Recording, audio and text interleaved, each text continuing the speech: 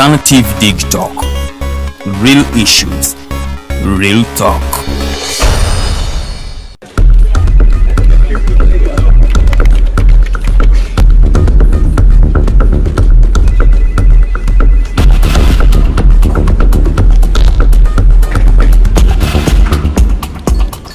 Are you guys ready?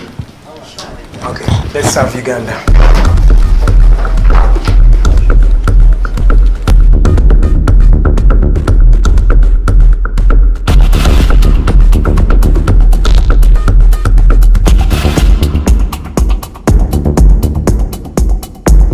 As promised, we deliver. We are redefining the social media narrative, asking tough questions and holding your leaders accountable. We are non-partisan and break down having a conversation with Uganda. We are the Mighty Drive. We hold debates that give you viable solutions. We bring to you people that Ivora is wanting to listen to. We are gender sensitive and give space to the unheard voices. Not forgetting the quote of the day. We are live on our social media platforms, The Alternative Uganda on Facebook, YouTube and Twitter from Monday to Friday, 7 to 9 a.m. Don't miss the debate behind the wheels and our studios. I am Edgar Matthew Karuhanga. Farida Bikobiri. And Princess Luwe Delidian. Expect in-depth analysis, credible, factual and authentic information. We are the Alternative Digitalk. Real issues, real talk.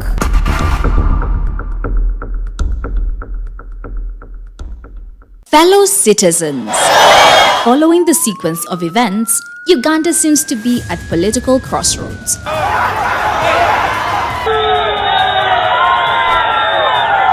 I'm not a servant of anybody. Madam, I know the law. As such, Alternative Digital brings you the Interface Show with retired Colonel Dr. Kiza Besuje. Let's keep on the same page on Alternative Digitalk, As he gives you the alternatives on the transition question, rule of law, human rights and freedom, youth inclusion in governance, economic stagnation, as he confirms. I'll be always here Saturday from 10 a.m. in the morning. Be there. Don't miss the live discussion on the Alternative Uganda, Digitalk TV Facebook pages, and the Alternative Uganda YouTube channel.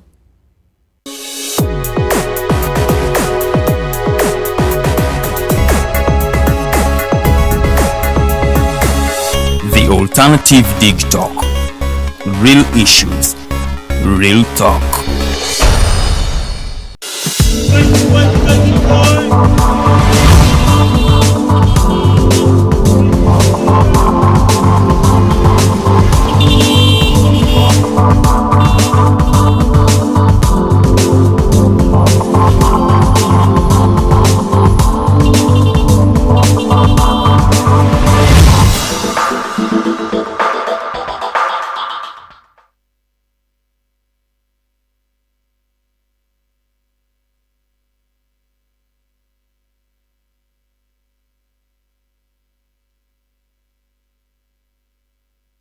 Gentlemen, you're welcome to this edition of the Mighty Drive. My name is Roger Stoyawe, and I welcome you to this, edition of the Mighty Drive. I and my colleague Farida Bikobiri are going to be taking you through a little bit of what has happened here and there in places you have not been. Obviously, the reason why we come here every single day is that we learn a thing or two all together, but also to let you know of what is happening around us. It's important for us to know what is happening around us so we can make informed decisions, and so we are able to also contribute constructively to the society and collective growth of our communities. My name again is Roger Soyawa, and today we're going to be talking about an issue that has been common, really, has been on the screens of Ugandans, as an economic one in some way, that the programs we have had, most of them that are poverty alleviation targeted, have they achieved what they should be achieving? How far do we need to go for these things? And especially an economic constrained regime like this, are we able to throw money at poverty and hope that people actually do benefit and get from it? But that is what we're going to be talking about, and we're going to have a gentleman who's going to come here, and we're going to be talking about that particular issue all through to 9 a.m. And now I want to invite my colleague Farida Bikobere to say hello, and so we can begin right away. Amacha malungi abatukereddeko ku mpewo zaffe za The Alternative Digitalk. Farida Bikobere ly'erinnya eryange, erinnya liba linnya name si names. Okay. Se tujja soma oluzungu n'oluganda wamu. Olunaku lwakubiri, it is the first day of November, mwezi gwa Musenene, the year 2022. Tunaatera ate nno naye okugibalako kubanga ate tuyingira mu 2023. Naye sijja bajjukiza leero kambuke mwekoleddewo kale atubeera awo mujjukire kibabeere mu mutima nti omuntu olina okubaako ne kyokoze mu mwaka n'otaguleka kukuyitako ttayo bwe gutyo. Our quote of the day is naye koti yange yagala kubula. The one who falls and gets up is so much stronger than the one who never fell. The one who falls and gets up is much stronger than the one who never fell. So munange kino okukiza mu situations zaffe z'abantu zeterawo okuyita mugwafuna ebizibu buli ssaawa naye ng'ate weekakaba n'obiyitamu kiri ne kijja ne kikusuula wansi n'ogamba naye I'm not giving up era n'oddamu. You are much stronger okusingako oli ali ku kaweweevu avuga ekkubo ng'atambulira ku muswete gwekka. So munaye njagala okozaamu amaanyi era n'okujjukiza nti don't give up. Obudde ekikutte obudde kijja kubuta ate munaye naawe olabe ku njuba. Naye nga njagala okubategeeza nti muli ku Mighty Drive, we are live on Facebook. Osobola ogendayo n'otulikinga gwatana tufollowinga naawe n'otufollowinga. Osobola otunoonyeza ku Digitalk TV page oba ku The Alternative Uganda. Wonna oba otusanze ojja kubanga ate otufuna bulungi nnyo. Tulikinge tufollowinge. Osobola n'okuinvitinga mikwano gyo nabo ne batufollowinga ate ne batulikinga. Bamaliriza temwerabira okunyiga ka notification button kaberanga akade okuba kubanga ate babawa obubaka obwokubajjukiza oba okubategeeza nti ate aba Alternative aba Digitalk TV bali live mugende ate munyumyemu emboozi. Yoba kulisaayo mboozi y'olweggulo yabaddemu kanode wake kinooza nammwe tumwinamu kimu bibiri bye twayizeemu. So munaye tubaleetera abagenyi okuba informinga because information is power. Obeerawo ng'olina ky'otomanyi ate munaye oyagala engaging mu discussions ez'amaanyi bajja kubuuza gwe eva oba tolina point gwowoza I know banno bawa points ennungi gwowoza I know. The reason why you make that statement is because you have nothing to submit. That is the reason why we bring you guests abali informed okubanga ate bakuwa information entuufu naawe osobola okutuula mu discussion ng'ogitegeera ng'ogyewulira because you got the information from reliable sources. Ku YouTube nayo osobola ogendayo n'otulikinga, I mean no subscribinga ate no likinga no nyigana akade okubanga ate bakuwa obubaka nti aba Alternative basuddeyo video ate n'ogenda n'ogiraba bulungi nnyo. Olunaku lwa leero ngenda kubanga ate ntambula n'omukulu Just Yahabwe n'omugenyi waffe olunaku atanatutuuka kajja kubanga atwegattako mu maaso kawo katono nnyo tutambulire ddala paka wali eri ssaawa 3 ez'okumakya. Naye njagala okujjukiza nti ate gwe ali live ku Facebook teweerabira okugenda mu comment section awo oba oyisa endowooza zo oba ojja tukubirako mu second hour nga kadde k'amasimu katuuse. Morning Rogers, I am happy to be on set with you. Ebintu biba bya luzungu naye nze ngenda kwogera Luganda. Nange sobola okwogera Luganda lwakuba ki? I don't like foreign language, so njagala okuba embogo omuntu nagayi akola kyoli naye tuyigira mu mistakes. So those are the things I fear to make, you know, those buffaloes. Twakubanga embogo mu high school ne bakukuba kibooko. So those are the things I avoid in Luganda, but I can speak Luganda. Njogera bulungi Luganda. Including Uganda, in fact, for that matter. Kati oba oyogera bulungi Oluganda njogeramu here and there sometimes. Olwekwata nga ndovaako nga nzira ku luzungu. But now we're going to go through a little bit of what has been happening around. I have seen this morning that 2 policemen have been shot dead by gunmen at some police post in Wero. Now, the reason particularly why that caught my attention is because there has been a lot of shootings recently. Yesterday we saw the prison guards who shot each other, and one killed 2 of them, a lady and a gentleman. And now I am wondering, what is going on? Don't these guys have like go through like the way to use these things? What is? They will do, but because I think it is something like oba anga busungu nga omutasobodde kumanaging busungu bwe. Never namaje bayinanga ba counselors. Kubanga those are people who are usually in those rough situations. Nti yet agokogerako n'omuntu amugambe nti kino na kino kitambula mpulira abo hard guy tebasiroza nti babera ndi bakansi. Why you hard guy? Why you hard guy on a question of emotion? Because you see feelings and a human body does not know your mood. Over your hard guy, your hard girl, things always catch up. So I don't understand. Don't these people have like those people they go to speak to, tell them, you see, to tell a bit of movies. Has those. I really want to believe these people confide in their family. I don't really. You see, abaduga tulina engeri gye tunafuyamu ba counselors tulabira ddala tebalina mulimu gwe bakola gwa maanyi. So omuntu alabira okukwata akasente ke ogende wa counselor okumukansolinga omuntu okuwa ebigambo bye. People don't value time and ebigambo by'omuntu. Kati oli aba alabira ddala esente akuwadde za bwereere nagamba why natamanya nti olaba ofuna ekikunyiga n'oyita Rogers nagamba bannayina kye njagala okunyumiza. Sometimes nga ne gwoyise tagenda kuwa solution naye olw'okuba nti agenda kuwa listening ear ahulirize ebyo nabyo nabyo opowalinge out ne bw'aba takoze at least that is all you need sometimes. Yes, ofuna muko kali karuri funo gamba kale lero nja kwebakako at least mbaddeko ne gwentigambye. So there is someone who's sharing and there is a way it feels lighter when you speak about it. Because you have shared, so that means oli gwe waddeko naye akustuliddeko obuzito bwo. It is what they call sharing. When you share information n'oli omuwadde obuzito bwo akustulireko kyova olaba nti when you share you feel a little bit lighter. Lero nja kufuna ne ku mirembe neebakeko omuntu n'atalowooza nti singa mbadde ngambi counselor because these people are experienced ebintu babisoma sometimes nekyoyitamu they've gotten someone who has been through that. So they have a solution. Mana tweyambise nnyo ba counselor bano tubawe sente emirimu bagisoma ate tebiseba bay surprisingly. Sessions. I have never been to a counselor. I've ever worked with a life coach. She was a counselor, so she would charge per session. Nainga tali expensive. Atenga ndo byakukanya. Again, I would just feel like that is free money. What are you talking to me about? Mkusanze mu office yo ompadde 1 hour tugenda kwogera nza kubulira ebinuma.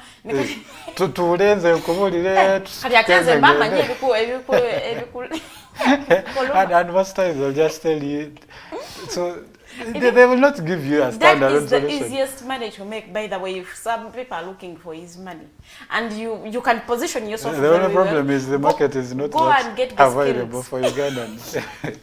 Go and get the skills, position yourself very well. People worry, I am telling you, people have problems. These marriage counselors are getting money because there are a lot of problems. I think marriage counselors actually do get money. But you are watching because people believe ebizobiri mu bufumbo ko kanaenda ku mirimu. Tulaba society not se abantu singo omuntu obwati abaya sharing obuzibu bwe osanga teyali ese abana abali mu kwekuba amasasi nalabya amawuli ngagamba akasanga ti police post abasajja bajiwambye ne bajjako abasirikale emundu. So abantu bwe bato tulaba crime rate eri mu rising eri mu kweyongera. What is the cause? I had been thinking with especially in Ghana, abantu ngeri talking about police post. That's how several began back in the day. You ambush this one, you take like 20 of them, you ambush another. So I was like, you're going to give people. No, I am not. I am not giving them. No, guys, I am not saying that is going to happen. It is definitely not going to happen. What I'm saying is, it puts people on unrest. Myself, I do not feel comfortable knowing that there is a lot of guns out there. One, it's not safe because people abantu abamu bagenda buzikozesa bobbi bagenda kutegomya abantu ku byalo, but also the others might start doing those things. Yeah, true. Someone probably wants to like plot a coup, which they will definitely not succeed with. But there are people who are going to lose. There are people who are going to lose their lives in that whole process. So I don't understand. I don't know how they have not had the army do like an operation to respond to those kind of things. Police, omusajja atugambye police esooka kulemererwa. Osanga police tenalemererwa. It is the police, they are the army. I think they want to lemererwa. Yes, they nalemererwa because this amiza ka police poso babalinze he said balinda ne babayita so they come in a police is table neagamba waneno tetugenda kusobolawo so ame comes in but there are things I would not agree with the Kano as he was telling us because we have seen really a lot of times most of the things have been actually spared. The police comes like backup. Even on jobs that are supposed to be for the police. You osobola measuring a situation, no journalizing no gamba fenga police tetugenda kugisobola so tusindise yaba amaji. Babenga we baspia. Because tetugenda gisobola. Nezi singanga no butone nakuzino be babutambuza. Bana abantu baba reading but I have Neza ninze omwogezi wa police tube abeko cyana agambe gwango lunaku luno tulabe tubulire what is causing it. I think there should be some address mu Uganda. Nadala emundu bwezibanga ziri outside there mbantu nalabye mbone entebe kafyu omanyi tutambula amawulire gakusanga mu inbox buli amanyi nti otulako I want to know amawulire mawulire gajja ne gakusanga mu inbox omwana yagambye entebe kafyu asawa 2 as in curfew is not anywhere apart from Mubende. Naye here in Kampala entebe eriyo curfew. Baina curfew ya sawa 2 bweziwera sawa 2 abasajja aba police abemu bayita munga bakuba kibogo bagamba mugale wa mabala buli kimu. So the reason why they are doing that tebanna kitegeera. Nenga curfew mbateeseko that wasn't declared gwe bakusanga busanzi kuduuka lyobo oli kubala ne bagamba galawo. Bw'obeera gamba zulu ng'olina omutwe omunene ogenda mu nekibookozo. So why they are doing that tekinategeerekeka. Naye ng'omwana ali entebe yampeereza obubaka n'agamba kituufu eno ewaffe waliyo kakafyu terunategeera lwaki bateese ku kafyu w'essaawa 2 naye nga bamututeeseeko. So nze tusuubira omukulu ennanga olunaku lwa leero okuvaayo n'addressinga kensi atubuulire biki what is causing that what is going on lwaki abantu atebe tusuubira nti be banaatukuuma be bali mu bali okola ebintu ebyo mbuto because mazima lwaki omuntu waliise muno because of a misunderstanding omuntu mwema muli bakulu mbeyasa ababiri ono prison wada mwabaddemu girlfriend oba wife oba girlfriend one assumed the other one is taking him her. But why would you assume abasajja omukazi touch generalizing abantu abamu some people but because there will be a man outside there who is going to kill a woman. Thank you so much. You say some men, don't say abasajja bona. I mean they were even they are separating. So you can imagine, why would you kill someone over a woman who's no longer your wife even? You see, in this life, osabula okwagala omuntu n'omweyagalira. Obaye ko bayito okwagala omuntu n'omweyagalira. Nebe mbamwe awukanya akwetungako n'akwesibako n'atiisatiisa buli mukwano gwo n'atiisatiisa family yo because now they have a gun. Kati buli omu n'abeera ku bunkenke. Naye nga mwayawukana andi abantu abo baba binnyo. Yes, asobola okutta kati ngoye bwe yasse. And it's different for someone bwati abeeranga n'ekyesse. Ate bangi nnyo outside there abali bwe batyo. Abaana abalenzi n'abagala ne bwaba muwala. Nabeera omuwala ya. Asobola okuthreateninga omulenzi n'agenda ku mukazi gwe yakwanye n'amulumba n'amukuba neweebuuza bwe ba relationship they are working out. Abantu lwaki tobaleka tofuna azifu bamukusibako Katonda yakulaamira bw'olibeeranga n'ono mirembe n'emirembe amiina naye tuyiga okwesonyiwa tuyiga okuta n'ogamba ekiba kyagaana kiganye kankiveeko such that we live in a good community nga temuli kuttingana. Imagine mama w'omukyala mbo mwana wo bamusse because yakyawa gundi ate omusajja takkiriziganya nakyo ye takyayibwa ewaabwe. So you kill someone. Sajja nga bali Tamana abantu balina obusungu. Tokyayibwa nno. Ate bwe nkukyala sirina kwagala mulala. That is it. At least koncha bo banyumirwa kulaba nga oli awo tolina bolina. And most exes are like that. They don't want you to prosper. Bagala bwa kukyawa. Okirire osiwuke oleme kubeerako nekyokola ne ku mulimo bakugobe. You regret breaking up with them. Ngate bo batera Sometimes this life banaye, these are not movies. In real life, ojja kunkyala nfune omulala n'akusinga ssente n'ebitiibwa. So, yes, because this is not a Nigerian movie zetwalabanga bw'okyawa omuntu n'agwa eddalu n'ogenda n'omulonda ku kasasiro n'omulangira nga bwe yakukyala. Tebibeera yeeno, this is real life. Kunkyawa leero nga wabadde wali mu layini omugagga muyingizeewo.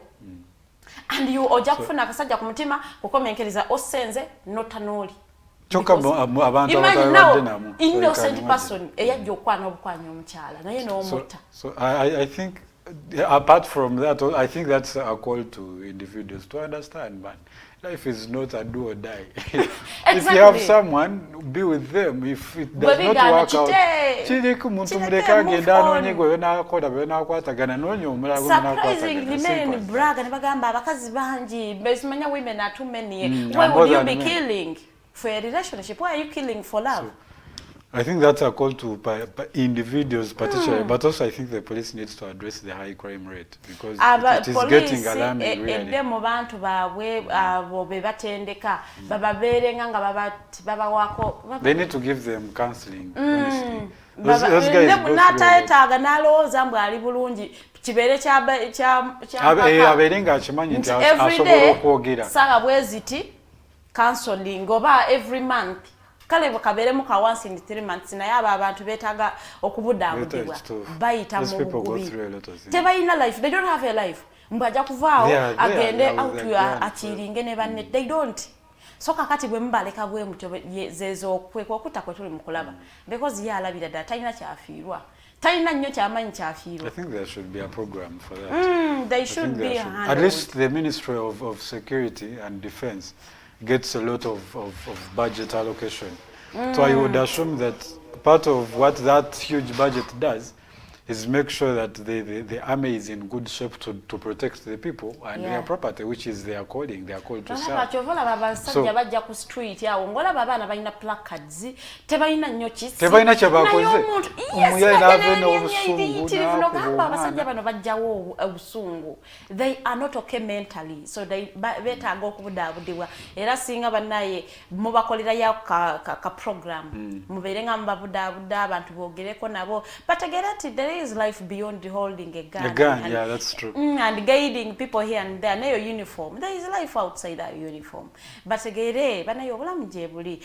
Ndowooza beetagamu ne kaliwe baba gondezeemu. No, kugonza, okay. That would be necessary, but also I would think that wabeerengamu like a kalive. That in a year someone has like a month off. Ngali off. Ngali outside that uniform. So no manyati agenda obviously to be on the duties as he has been assigned, but there is time to sit and relax a little bit. Go meet your family.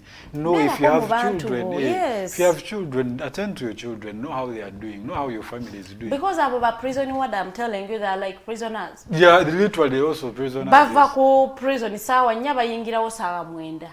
You can yes, every day. Year after year. Because baba ino kuleta abantu mu court every day. So that means I know kujja ku prison, baba leba prisoners, then bajjemu abajja ku court, ate all that kind of stuff. It is not fair. Baberaga ba prisoners, they are like prisoners. So beetaga mu kalivu ako baveeko ku mulimu gyabwe bagendeko mu bantu ba bulijjo nga tebali mu uniform. Babeereko like you behave like a normal person, like a civilian.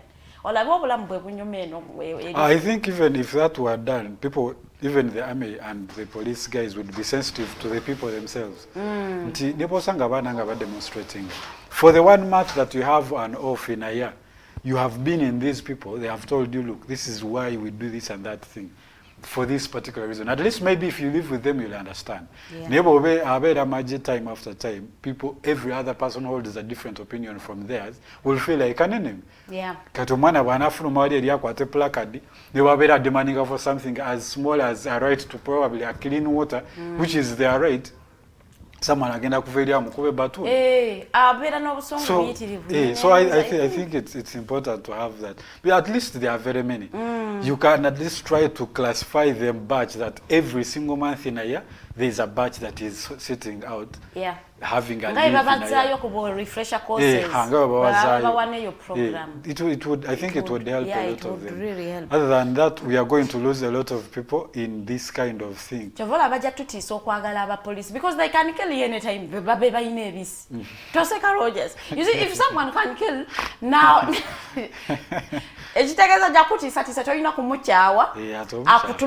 now that is domestic violence. But because they have a gun, ojja kutya okuvaawo ate n'otya okuvaawo n'otya n'okugenda okufuna omuntu omulala because bajja kumutta oli mu prison yawo. And sometimes obviously you will even refuse not to go for the sake of another person who might for come. The safety of your people ati siza nja kutta maama wonze mwenja kubatta so banaye abantu bano they need to bafunenge bakugiramuko kati ninyo naye nga tusuubira okubeera n'omukulu Mukooza Ronald ono nno tujja kubanga twogerako ku nsonga za presidential initiatives eziri mu Uganda zebavuddeyo parish development model.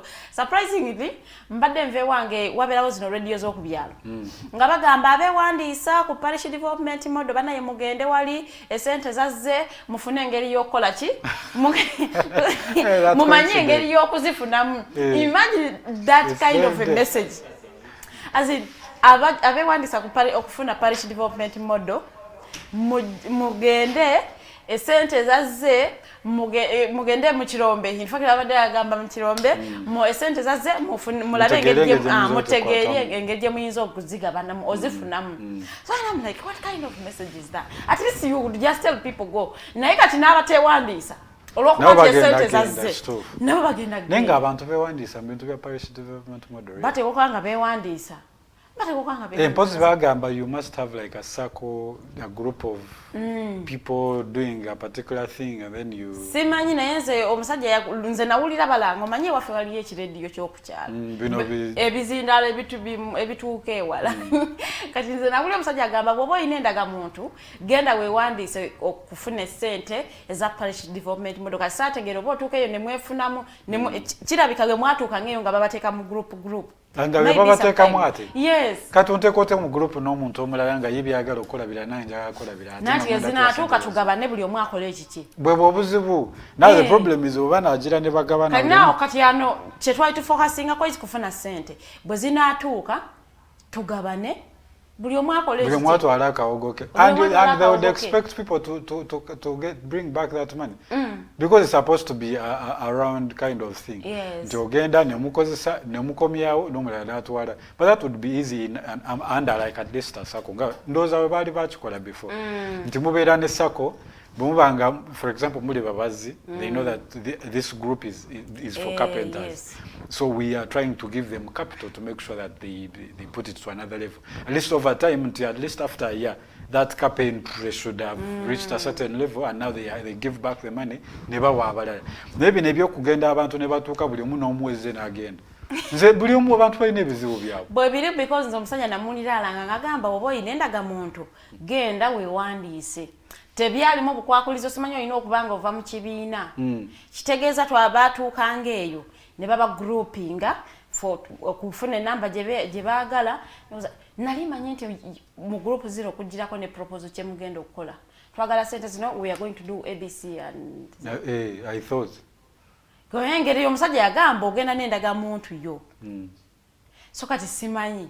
I actually did not know that people just go and you know. No, you just go. Musajja yatugamba ali ku kizinda lwakanze saali interested. You should be interested. Some of these things are for youth. But ladies and gentlemen, we are going to go for a very short cultural break. When we come back, we come with our guest of the day, and we're going to be talking about this exact particular issue. That one, we are going to look at the procedures under which these monies are given out. Two, look at what are the objectives of these monies and how far we have come, especially given the fact that this thing has been here since as far as 1997. So it has been like about literally almost 30 years. And we want to look at how progressive it has become, or if the people have benefited. That the community is really changing. If anything, we are seeing people are becoming more poor. So what are they doing? But also to look at the fact that is throwing money at poverty a solution exactly? Is it even sustainable? So we're going to be looking at this kind of things. We have a gentleman who's going to be joining us, and when we come back, we're going to get into that discussion.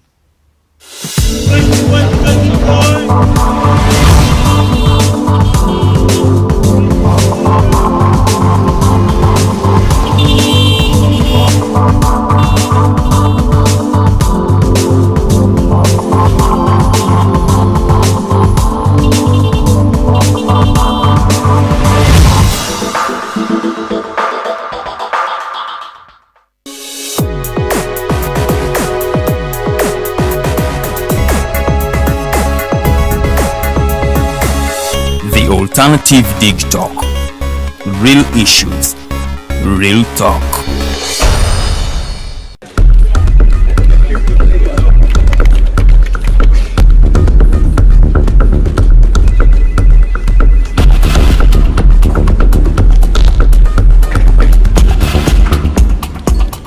Are you guys ready? Okay, let's serve Uganda.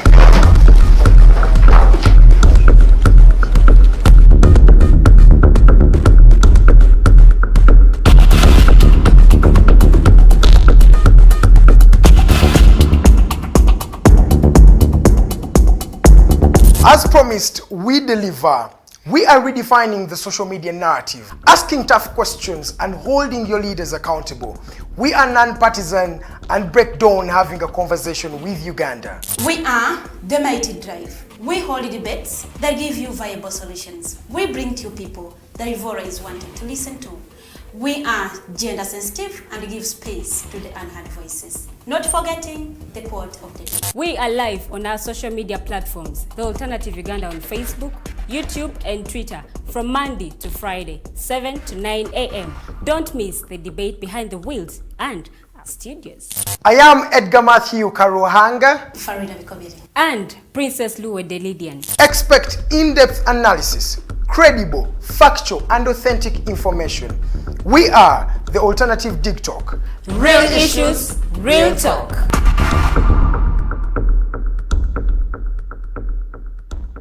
Fellow citizens, following the sequence of events, Uganda seems to be at political crossroads.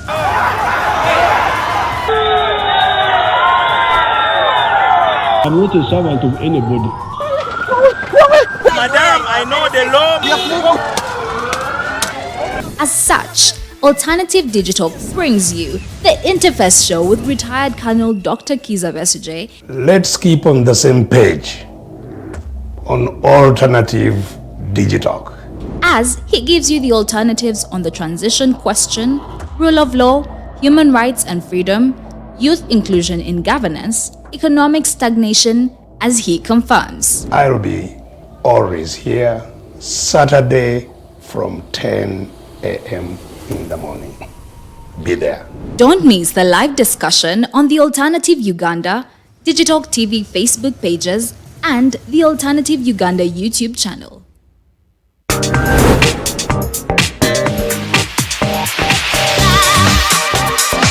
Hello beautiful people, you're welcome to the Snap Talk with your girl Teddy Tenjo every Saturday right from 6 to 7. Naku zino twajjirwa flat tummy. Tukyayambalako ku ngoye obutukwata. Wajana ku body shaming. Speak up. Gendo ba confronting. Obagambe ekyo kyemukola si kirungi. Teweerabira nti tuli wano ku the Alternative Digitalk mukwano gwange gwaliye. Topic ki wandiyagadde twogereko, is it about family? Nekati ze tata wange amanyira nkola n'obuvunanyizibwa nyina bungi. Era agezaako n'anyamba yambako yanda. Naye kumukubira kumubuuzaako. Noga mama we bali kunzaala. Is it outside family? Is it society? Oh, could it be relationships? Come and visit, call me. Simanyanga I miss you bichi. Especially embeera y'obudde si nnungi. Naye n'omuntu akwagalira mu season aba takwagala ze nkubuulira. Just be commenting nga topic yona gyandiyagadde twogereko tujja kwa tujogera kwano ku the Alternative Digitalk ku share enganzi the Snap Talk.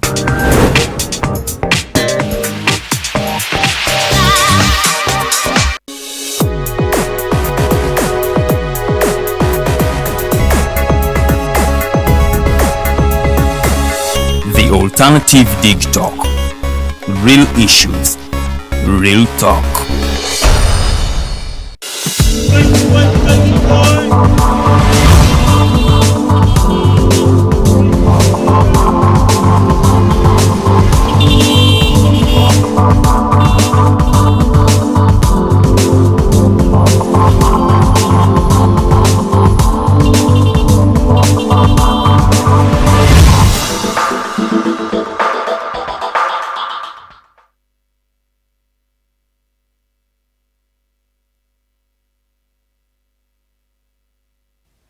Tukulikayo nnyo mu kuwummulamuko. Njagala okujjukiza nti oli ku Mighty Drive. We are live on Facebook. Gendayo tulikinge ate tufollowinge bw'omaliriza awo mu comment section ku live yaffe. Munaye teekawo endowoozayo tujja kubanga ate tugisoma bulungi. Mu buno obudde ku ddakiika 4 ezakayita ku ssaawa emu omugenyi waffe ow'olunaku lwaleero atwegaseeko omukulu Mukooza Ronald is the former deputy RCC, RCC ow'e Makindye division. So tugenda kubanga twogera muko naye engeri presidential initiatives gye bajja baziteekamu mulowooza zinayambako kendeeza obwavu, that is poverty oba nabyo bamala byoya bya mu nswa. So munnange gwe nja kukubiriza abeerako nnyo naddala gwe omuvubuka naddala gwe yeewandiisa okufuna parish development model sente ezo otubuulire gwe nga gwe wazifuna nawe wazifuna osobola okujja n'otugamba wafuna mmeka mwali bameka era mugenda zikozesa ki. So mu budde buno bwennyini saagala kwogera nnyo njagala ate omukulu Mukooza Ronald atulubuuzeeko then tuengaginge mu discussion mpolampola. Nkwaniriza ku Mighty Drive once again nsaba obuuze ku batulaba. Saba tulaba yonna gye musinzidde ntwala omukisa guno okubeebaza mwebale tufiisizaawo kadde mwebale kubeera bakozi era ntwala n'omukisa guno okuyozaayoza abo abafunye ebirungi omwezi guno gwe twakakuba amabega n'okusaasira families zino ez'abasirikale baffe abatugumbuddwa abantu abasuubirira okubeera abayeekera eri poliisi y'e Buziika kiri eri kumpi ne Bugema. So tunyola wamu ne families ezo bano basirikale baffe baganda baffe ba obi baffe. So ekintu kyonna kyonna bwe kibatuukako tuba tulina okukola ki okumoninga nabo abo ababibbi abakola ebyo ennaku zaabwe nazo zinaatera okukola ki okuggwaayo. Ekirungi nti nno gwe basuubiza okuba nga yakulembera olutabaalo olwo bamulina. So nsaba bannayuganda tukuume emirembe. Gwe basuubira okuba nga yakulembedde okulumba poliisi bamukutte dda? Asuubira okubeera rebel leader wa kabinja ako. Nga poliisi yakozesezza obwangu? No, babadde bamuyigga for some time. Yabadde nga abikola zabikola bwe yatandika dda. Yabadde akulira ne zino road blocks ezibadde mu makubo okubba abantu? Singa abadde atajetinga bamundu. Basirikale bamundu. Sigwe kubadde busoose okwata. Atajetinga bamundu. N'akutta n'akuggyako emundu. N'abaana ab'okumakubo kuba there was some time nga bagamba baba bali ba traffic police officers. Yes. Nawe baasa batira ku kkubo. So twebaza abakuumaddembe baffe olw'omulimu ogwo naye bannayuganda abawansi basaale nnyo kubanga jjukira abantu bano basuula mu communities zaffe. So security buvunaanyizibwa bwa buli omu okutiipinga. Zijjukira bwe nali nkyali e Makindye waliwo omwami omu musumba w'abalokole. Sijja kubuulira mu Lukaki naye mu Makindye. Ejja n'aŋŋamba nti nno ndina abantu bensuubirira okubeera abayeekera. Ne mukwasa bekikwatako n'akolagana nabo ne biggweera gye byakola ki gye byaggweera naye nga at least nayagala nnyo vigilance. Yakola ogugwe n'agamba mbasuubiza okubeera kino.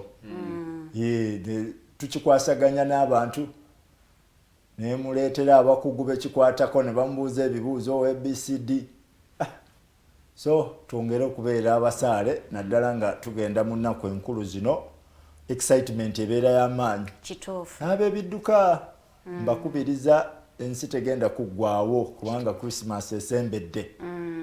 Tubeere bakalaativu kubanga obulamu tebulina supeeya. Naye olowooza kiki ekireetedde abantu bano okweyongera oba obumenyi bw'amateeka?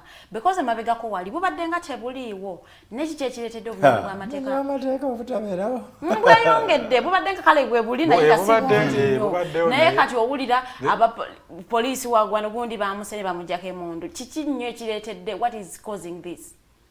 Ate ekyo kirala ate bali ovanga ku muntu atajetinga ow'emmundu oyo taba muntu waki?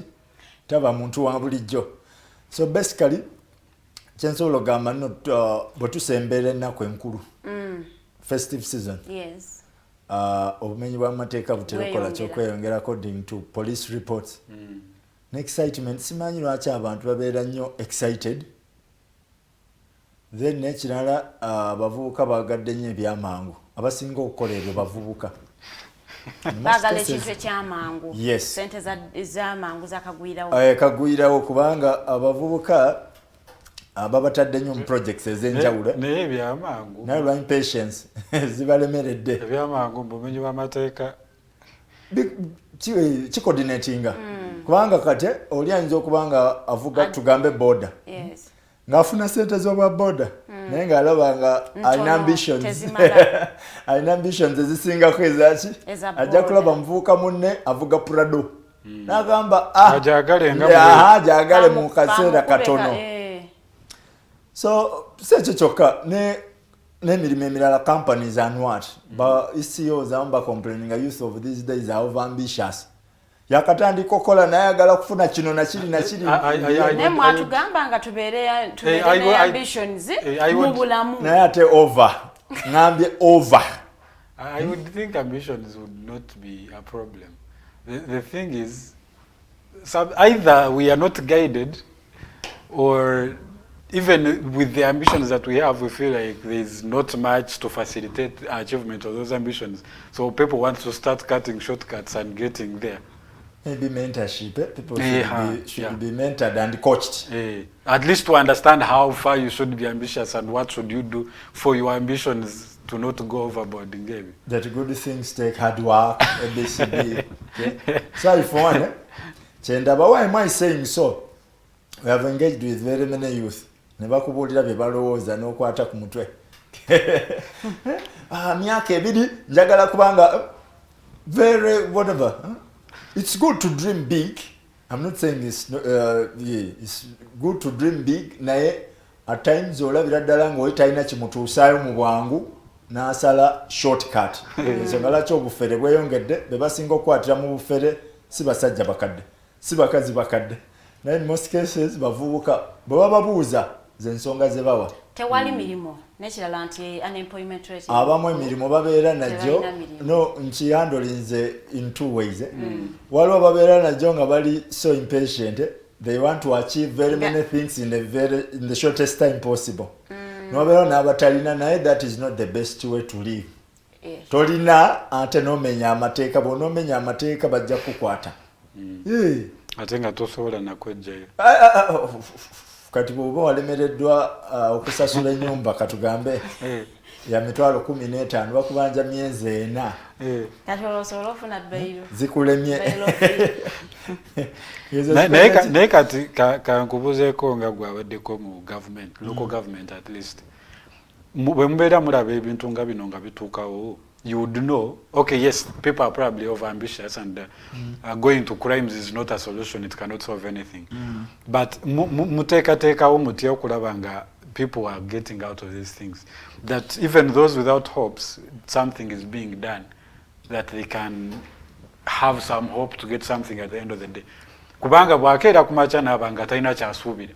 Byebyo bibaddusa n'amaliza nga amenya amateeka ate ne bamukwata ate n'afiira mu kkomero banaakola ki ebintu ng'ebyo. Kakati waliwo youth skilling. Youth skilling ekyagenda mu maaso. Naye abavubuka abamu tebaagala bintu bikwatagana na skills. Bajja kugamba ebyo bya balemererwa. Whenever you empower them with the practical skills, balabira ddala nga that is for failures. They want quick money. So mindset change ombuuziza nti no mukozeewo ki. So abavubuka tubafunidde abantu ab'enjawulo okwogera nabo naye money economy yafuuka money economy. For them they understand the language of money. The community runs on money. So money wongo mu Nigeria bwakikola ki. So ne boyogera ebyenkana bajja kugamba transport waffe waali kino weekiri that kind of thing. Kwanga ngendako ekyokulabirako babateerawo youth livelihood project program YLP. So YLP yafuuka gundi yafuuka ground yakola kyate kubayiga ngate it was a good one passe gamba bavuka at least if you go through it you can do something. Okay. So at least government has tried okay.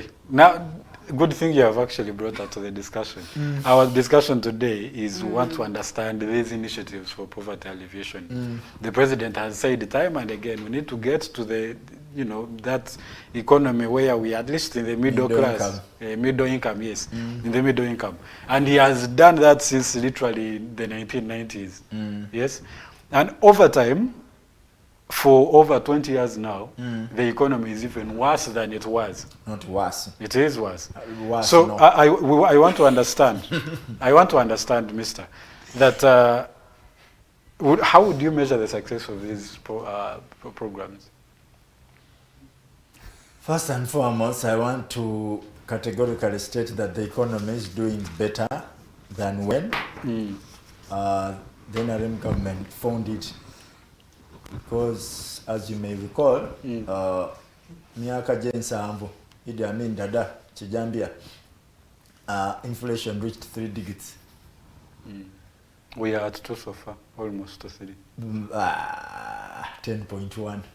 That we shall reduce. That is 3 already. Okay. I remember there are 2 incidences. I was talking to a certain lady at our place. She was an of a school called Namasagali College, Kamuli. Amin visited them in 1971. Bamugamba, Mr. President, we don't have a swimming pool. You are next to River Nile. You jump in. He ordered the Governor Bank of Uganda to print more money. They gave them the swimming pool is there. And then in Makerere, a certain lecturer of ours told us that when he was a student in 1978, Amin visited Makerere. They told him, money. Said, money? That one is not a problem. I'm constructing a bank. So, effect says, economic war, nebyo anwate, after mu 1980s hour, economy agende jirachi, ekomao like mpola. So Rome was not built in a day. Binji nyebiso monza, developing countries. But by and large, we are doing far better than the country was found. Okay. Kati okumukomawo waliwo ekibuzo ekisembe ekyomboziza wangambye nti no. How would you measure the success of this program? How would we measure success? First and foremost, I want to thank His Excellency the President of Uganda for thinking about Ugandans. Abalowoozaako nnyo. He's mandated. Yes, he is mandated. We are his bosses. He is mandated. Naye ayiddewo nnyo bannayuganda omubiri. Kyalina okukola. That is what he's supposed to do. That is what his office is supposed to do. Office kyegambye. Mwebale. So akoze ekimusuubira okukola ki? Okukola. If you are to read his mind, ayagala munnayuganda, he hates poverty. Yeah, everyone hates poverty. He hates poverty. And he wants Ugandans to get out of poverty. Why am I starting from that point? Bantu bangi nnyo bawulira. Government efuddeyo nnyo okulaba nga abantu banve yalibadde te-injectinga sente empitirivu mu poverty alleviation program. Yalibadde zinvestinga mu bintu birala. Naye wulira abantu ng'oli agamba government eno efuddeyo nnyo okulaba kubanga sirabangayoko government ewa abantu sente okwejja mu nebyo nayo nebikoze.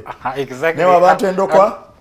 Newa abantu nte zinusu Bulaaya nereeta sente ne skilling abantu mukyaba. Anyway, webale nnyo byonna nga bw'obimenye tebyakola.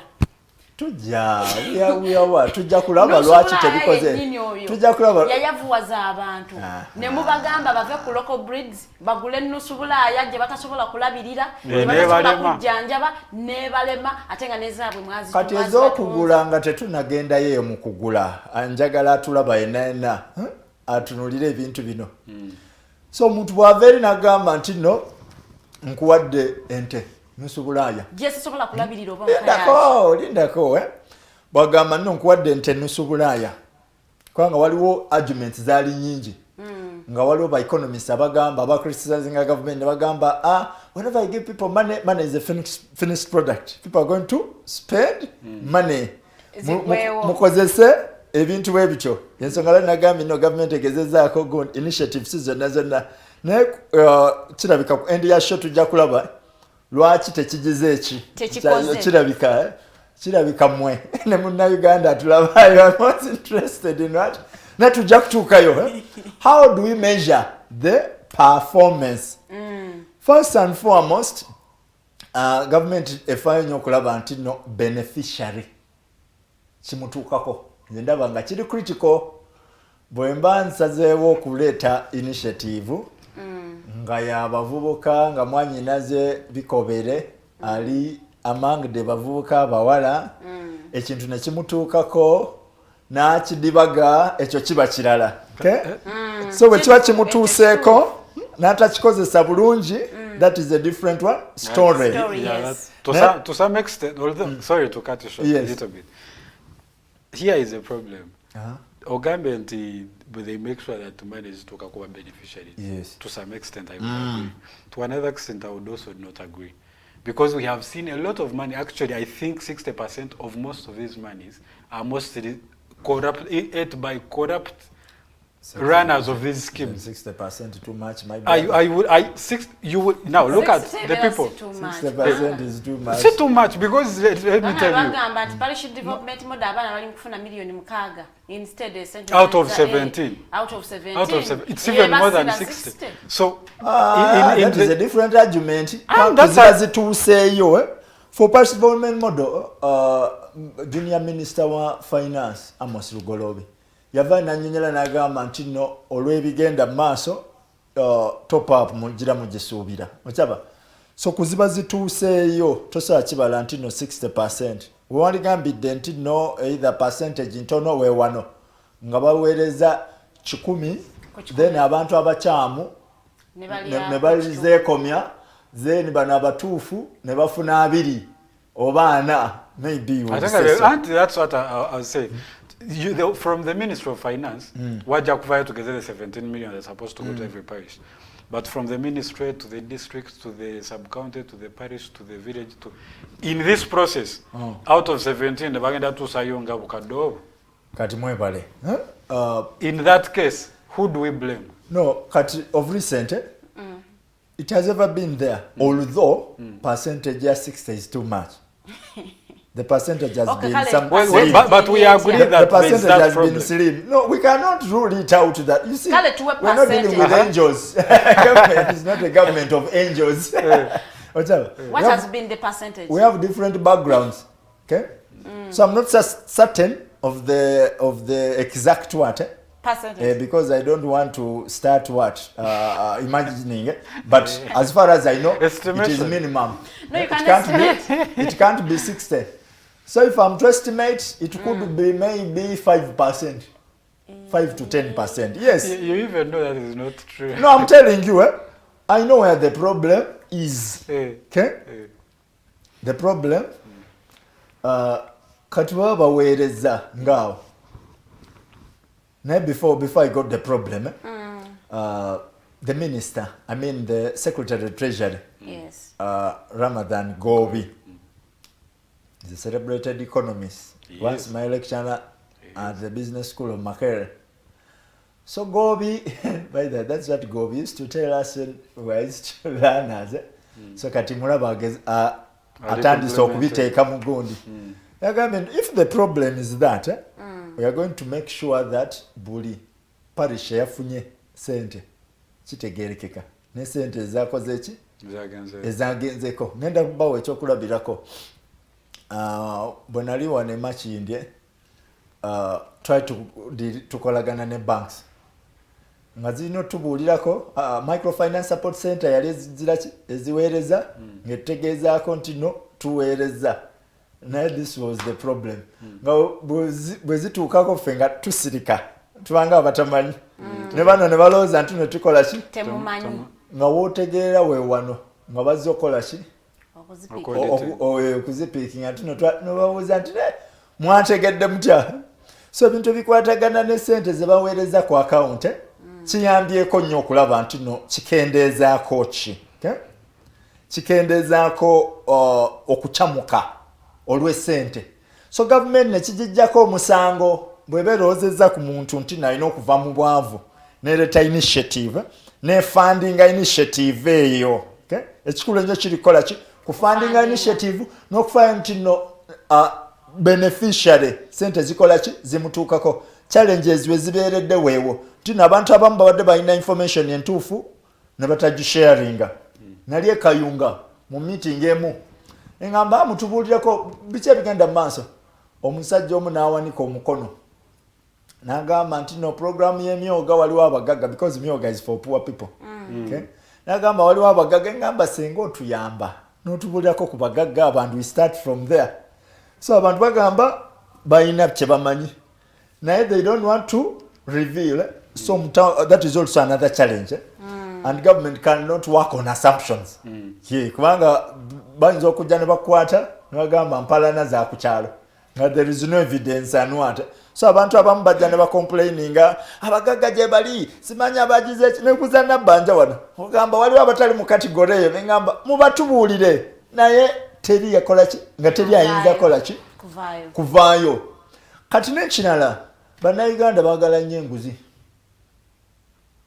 ndi ku kamera baagala nnyo ki enguzi so oli bamusaba enguzi nga talina kuwa nga mugamba tolina kuwa n'awaayo then afterwards nomugamba wagiwaddaani n'asirika mukulu sokolindeko katono tugende mpola ku nsonga y'enguzi ani awaayo oyo gwe twogerako enguzi zituwe traffic because awaddeyo kubanga bwe bakusaba bwe tebakusabangako nguzi n'ogaana bw'ogaana oba toli muli waki oba toli muli wanguzi naye omuntu oba tebannabakola ki kwogera ngayagize eki ng'omuntu omuntu omwa service nabeeranga mu office but olaba ekireeta enguzi leka nkubuulire olyanga bw'akyogedde nti to speed up that is wrong.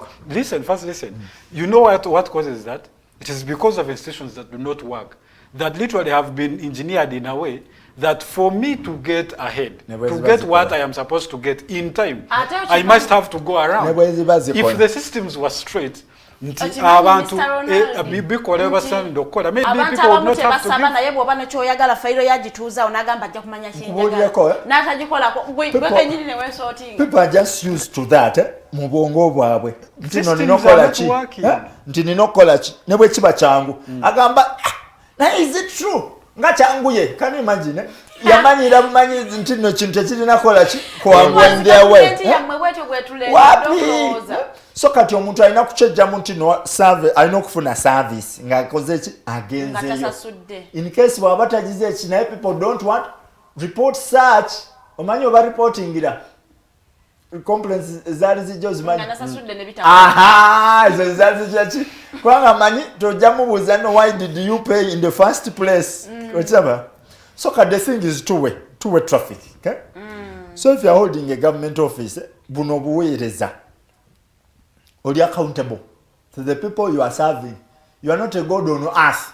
Okiraba koma wencha okuteekawo embeera omusajja ono omwavu omukazi ono omwavu aze mu ofiisi yo kufuna saavisi bw'abaza okufuna saavisi tamanyi luzungu lungi tamanyi ki olina omuyamba okulaba nti no afuna saavisi naye bw'ona obiwanvuya ajja kubeera frustrated then in the end afuna abafere abagenda omugamba nti no kakati nja kutuuseewo omukulu twabirabanga ku zi offices ez'enjawulo nga tulanga tugamba naye office ya RCC kale tugambe waliwo diso ne gundye diso deputy diso ne secretary we side eri ne RDC maybe for whatever for districts deputy secretary ne messenger nga bamanyikiddwa naye nga still omuntu agamba no gundi yanzijeko esente naye ng'omuntu temumumanyi kati imagine nga mulanga naye still ng'omuntu ajja nangamba nti kati obuzibu buba kukuŋŋamba nenja mu office yo koma wencha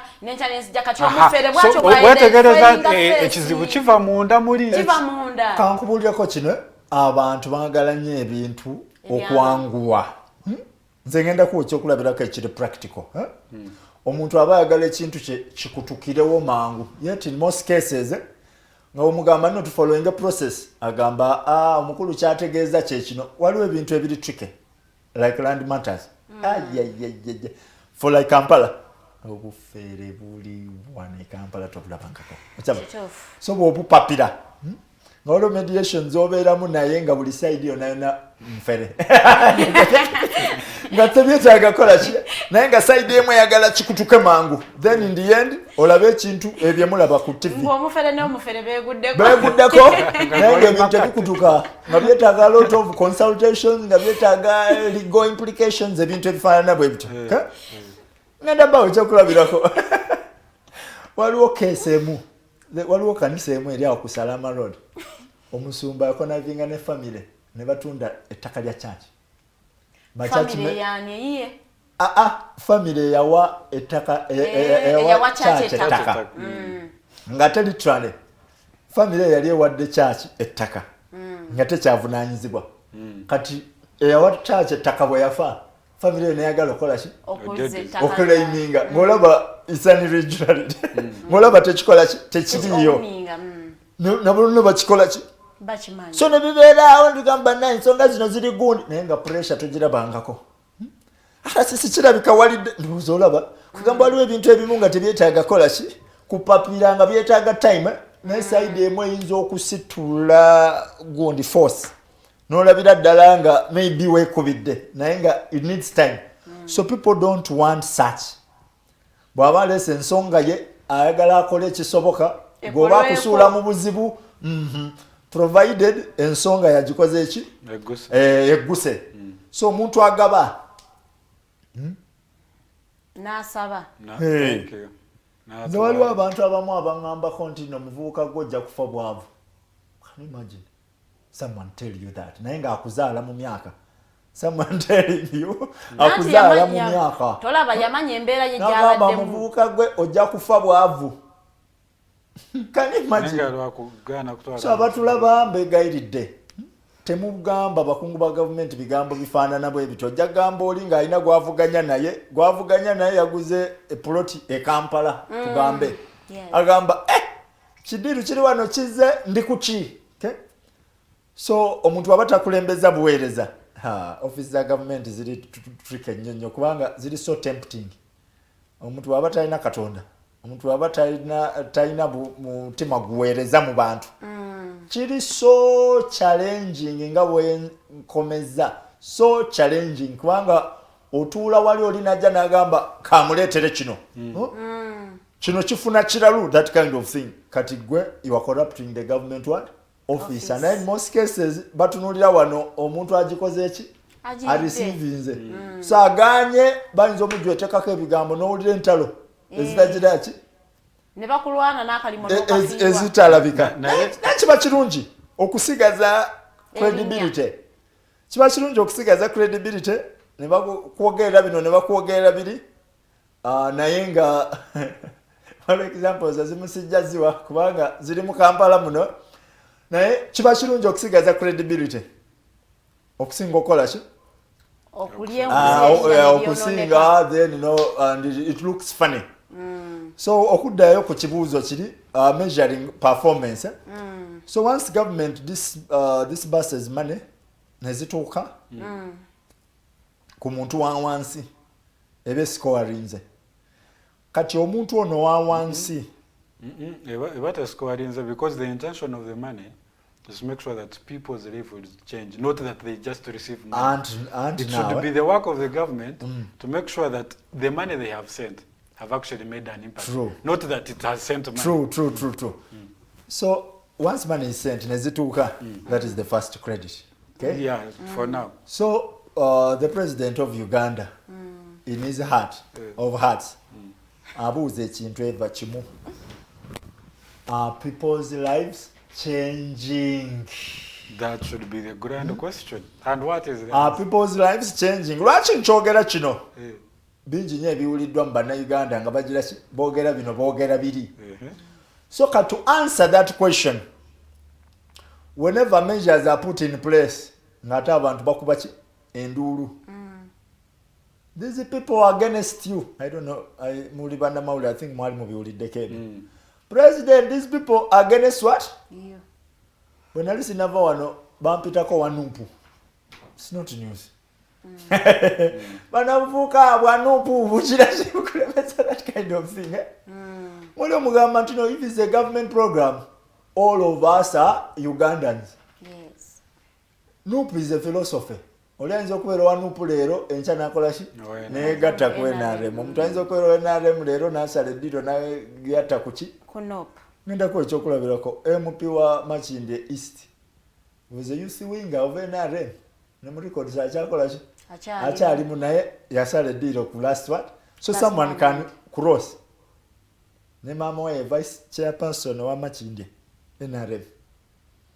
So someone can cross. Whatever. So development is development. So president bwaba tunula ensonga za development tasosola nti no eno programu yaba NRM cadres eno si yaba NRM cadres obwaavu tebusosola. So obwaavu bweba tebusosola programu nejja ng'ayagala omuntu programu causing impact. Where is the problem? The problem is the beneficiaries themselves. Before we apportion blame, here is a thing. We have had, do you know Youth Livelihood Program literally talk about over $70 million US. Youth Livelihood Program. I want you to tell us, by estimate, obviously we may not have the statistics off the hand, by estimate, how many young people are unemployed right now and are poor? With the $72 million that began that whole program and this whole process, would you say that has achieved its success? And would you apportion the blame to the young people? No, let us first, dissect it. Munaiganda tegere echo before I can come back to your question. Okay. First and foremost, beneficiaries are reacting batya nga bafunye sente ezo because they are taught. Tebabawa sente nga tebabasomesezza. Are they? They are taught. Nze njagala omuntu omu beneficiary. Ogu. Omu. For me, I'm ready to be challenged. I received the government money when they had not trained me or what. Ogu. Can I interrupt just about that particular issue? Yeah. Today when we were coming here, Farida just told us in their village, they were saying kuchizinda ulimanye bizinda ulibicha. Bana ye mugende esendo za pale shivetume dozaze mugende muzichime. I want you to tell me that this person is going to hear that message because the money is coming from the government. It means it's for all of us. Someone is going to wake up, leave their house, go to this collection center, say, I am a resident of so and I qualify for this money because I am Ugandan, and I want that money because there has been no program, but the money has come. So tell me that this person is going to use that money, or has he received the training anyway? Now, the thing is, people are sensitized about their roles in PDM. Religious leaders, blah, blah, blah. Of course, there are no resources to sensitize each and every person. Exactly. Then another thing. Now that is the problem, because when the money goes to some of those people that were not sensitized, the money will definitely not realize the results. The money is not for everyone. It's for those specific groups. Even the whatever, the binoculima, not everything. Sugarcane, coffee, things of the sort. So lyajja kujja government no nze ndi mulimi wa cardamom nga cardamom tali mu category kyeri. So first and foremost sente za PDM mu abazi controlling be babeera ku committee bwabwe obwo committee circles zinonya committee members. This is where the problem is. Ne kumyoga twalina challenges ezo ng'oli ajja n'agamba nti no sinafuna naye nga balonda committee. So committee eyo yerina okuvaayo n'ebuulira abantu nno sente zaakoze ekizazze owekizindaalo mwebaza naye that was somehow misleading. It is not money ziri awo nti no kitavu kiri awo, people are going to line up and what and receive. Get the money. So bwe ziba zazze yali bagambye nti no gwe ziri ku sako accounts. So kati abalina okutuuza meetings ne bababuulira sente zikola kye ziriwo kye nabadde nkugamba. That is where the problem is. Okay? Kati bano when money comes abo basako leaders ever challenges zibadde awo era most of them have been put behind bars. Naye government nungi, do you know what they do to them? bakuwaliriza okulaba nti nokola ki osesema. Not that is a good one. Yes. Okay? Because if the law is to take this what okusiba ABCD and what, so bakuwaliriza okola ki okuzisesema ziddeyo mu pool. So kati awo oli bwagamba nti no zazze, it's good or for people to have information. Yes. Ultimately kitegeeza nti no the beneficiaries are going to put to task the circle leaders, and these circle leaders abandaba kyemanyi waliwo abandaba. Be honest, records jeziri naye lwakuba oluusi tetwagala kutambula naki na records abantu bali badde baswala ne records nga zasomeddwa. I'm going to just give you an example here mu kibuga wano because I was nali nkwatagana ne bannange bonna abaali bakola ki mu divisions endala wano. So nga abavuka ba receiving za YLP na bagamba is revolving. Funa n'omulala akole ki afune naye olinga bwezimutuukako making sure nti no bikomyawo. Then from there when he messes his life omulaba ku kamera za TV government tetuyambye wali abakyala batakwambala jelo batanya okwogera ku gunde olaba abakamera ne boogera ebigambo biyitirivu naye mukubo bamuzimbira n'ennyumba ekamwokya naye nga wamulabye ku kamera. Some of them have benefited, but some of them think that all the time they will be giving them what? Money. Ekyo economy tekisobola kukola ki gitwala mu maaso. Okay? So nze for one vigilance erina okweyongera. Kubana abagize eki abafunye bafeyo nnyo okulaba nti no bakola ki, but Ugandans don't want to be rebuked. Oliba omunenya nti no you are misusing it. Simanyi abana babuulirako nyoga. There was a certain group in Chibuye. Groups bbiri ngenda bawe kyokulabirako. Emu group eyo yagula plot MPG. Can you imagine? Nyoga man. Contraband. Nobera wakavyo tokalabangako. Endala Farida Nsasire. Ne bagula mu bubizi. Can you imagine? No, obuntu obukola sente. Abukola naye kugamba according to okusinzira ku bye baali bagira ki bye baali balina okukola. That was ultra bias. Era akavuyo ne kasituka kootalabangako. Ne tubabuuza mandwa ki yabalinye okolekera ekifaanana bwekiti anwat.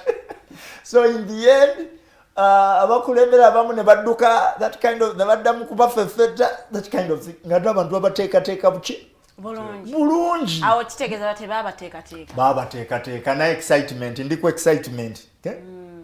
Ngenda kuwa n'ekyokulabirako ekirala. This one is cutting across. Si wano Kampala okawuka. Waliwo district emu wano mu central. Waliwo omwami omu ye yeesoma kugula nte ze bawadde bantu. Gamba gye ziri ku district. Owaaye nze omuguzi wendi. Oli tagituusa nawaka. Egamba zijjaddi next week. N'agamba omugagga. Baba akagimuwa bwe bati ku district n'akola ki? N'agitunda kati now such a person you tell them nsijja kusobola kukola ki? Kulabirira naye ng'ente yeggwako. If you are to work hard tekulema. Ku nsi kuno teri kintu kyangu. Getting out of a condition si kintu kyaki? You need to be determined. N'abazungu betwegomba they save so much and they work so much. Naye wano banayiga twagala nnyo ebintu ebikola ki? Ebiwedde ebintu ebyaki? Oli muvubuka ne bakuwa ente nusu bulaaya kweri n'ekulema n'ogamba nti n'ente nnemye kugamba waliwo ebintu byolabanga. Nusu bulaaya eyo yali esobola okukulema. Nusu bulaaya lyo just wagirabako. Nusu bulaaya yaliwo exactly sinagitegeera. Or is it the name? Fresian, exotic, those whatever. Ze mwita nusu bulaaya. What's the name? Was a nusu bulaaya. Borani, Fresian, blah blah blah. But for people to, those cows are, you need some kind of area or specialized way to handle them. Singa zineza fengande zawo. Ekera neita mukasaso neko especially Kampala wati. Na benganda still. Na benganda netulabye nga bakola ki? Nga tebazirinze kuzaala kwanga bwezaala omulala bamuwenyana and then you continue with yours. Naye waliwo bangi abatasaana kirinda agikola ki ne ku divisions e Kampala no kyaki baddeko sijja kumenya divisions ki ne mu district egyenkuwadde oli omwami yali yesoma omwami agamba nze nzigula nnyo bazireeta ddi kati waliwo lwe baaleetemu district emu generali naye ku olwo oba teyamanya zaali z'abakyala so abakyala bakola ki bazitwala ffe twamakinga sure nti no tuzibagabidde ekyo I think that is key abamu baali bagamba abakozi ba gavumenti bazeekomya nzaife wa nali sirina nte nali badde ngamba nange nfunye chance okufuna yente nosubulaya naye kyenjagala omanya kiri kimu nti mwasesinga mutya nti kati eno program ekoze katuleete youth livelihood program kati eno ekoze katugende ku NADS ekoze kati niyoga kati niyoga giwedde katugenda ku parish development model kino olwokuba nti muleeta ebintu byenjawulo kiraga nti biri byagwa singa biba byakola you would still just put in money and expand the whole thing naye buli wamuleta ekintu ekipya kiraga nti kiri kya failinze and then you're trying out another thing. First and foremost nekweza youth livelihood program yadde waliwo abaadibaga there are some few success stories that is the credit kati woda ku we have not seen they are there are they just not documented temolina access ku zone there exactly thank you so much now the success stories so nyokukwata mukatono here is a problem when I am you're bringing another program initiative and it's in the same line with the other one I would imagine that for people to buy the idea and understand how it works, these success stories would tell us that this is how this one used it, and this is how they have benefited. Please use the same way. Now, if we don't have access to the success stories, how do people? But you have some access. When the president was addressing before the year ended, he gave an example of the other young man in Western Uganda, Mwera and several others, success stories. Zibadde ku national level, ne ku local level. So you as journalists, whatever, I'm challenging you. So akulira emyoga ya RCC wechitundu anwate. Ajja kukwasaganya commercial office anwate. N'ugenda wa commercial office babera na information ye. Mwachaba. Babera na information yeyo bajja kubulira. Sakoze zikoze ki? Ezikoze obulungi nezibawadde hard time. Naye lwakuba ezimu olw'ensonga ezimu at times stricken I at least get it from me. Success stories are there. Success stories are there. There are some people who have benefited because program ngebojja like PDM is a good program. Ku muntu ayagala emoje mu bwavu. Naye ku muntu ayagala okufunamu obufunyi like mmere ya leero neerabira nti no bw'onaalya ensigo the following day you will not have a harvest. Tosobola kulya nsigo n'osuubira ki harvest. That is where the challenge is. Mindset change, whatever. Lectures zirina okubeera intensified. Omuntu omugambe nti no program eno yakuyamba gwe si yakuyamba Museveni.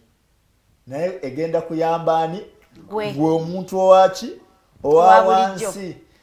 Government nze njiyamba buyambi okutwala ku sente zino wapi yagirese okuyamba gwe. Naye omuntu yali ebuuziza how different is parish development model from emyoga and these all other initiatives ezizenga zibeerawo. And what informs the creation of new ones? Ontutte wawanvu naye okubuulirako munnayuganda ekigambo myoga kigambo kya Lunyankola kitegeeza specialization. Abantu abakola ekintu ekiki ekimu people are doing the same. Ababazi abenviri aba werodingi myoga abalimi tebaliimu abalimi bali eno PDM okusinga ddala balimi ab'ebirime ebyo bye bakola ki bye bamenya otaba so kati one for myoga chenjawulo nti no abalimi bali balina okwekola musa groups nga 15 at first nga zino okwekolamu neziforming omwoga gumu ntaba ne balonda executive yaabwe sente bwe zigira ki so ne ba revolvinga ne babawolera ku gundi eya 8%. Nchaba eyabali gundi abakola ekintu ekimu. So abakugu bakizuula nti n'abantu abakola ekintu ekimu baba bategeera ekintu kyebakola ki kyebakola. Yensonga lwaki waliwo saakoze ezimu eziki perfectinze ne wabeerawo ezimu naddala ng'ez'aba leaders be bakifairinga. The leaders, those elected leaders and what challenges ezisinga obungi all over zisinze kubeera because we try to comparing notes as heads of those ones throughout what Uganda nga challenge eri ekitugumu challenge ogenda okusanga ebuyende yogenda okusanga egundi emitoma yogenda okusanga erubanda yogenda okusanga emukono ne wakiso ochaba kati for this one abalimi ba gundi bekozeemu ki omulimu jukira luli ba complaining nti no ba technocrats balya sente zaabwe government negamba basi zigenda kola ki kubatuukako. So government wenjiwera credit we wano nti no esente ze kamwenge if making sure nti no zituusewa kamwenge sente ze kamwenge bazibira kamwenge eze kapchola bazibirawa kapcholwa bantu babwe government ezituusayo ku ground.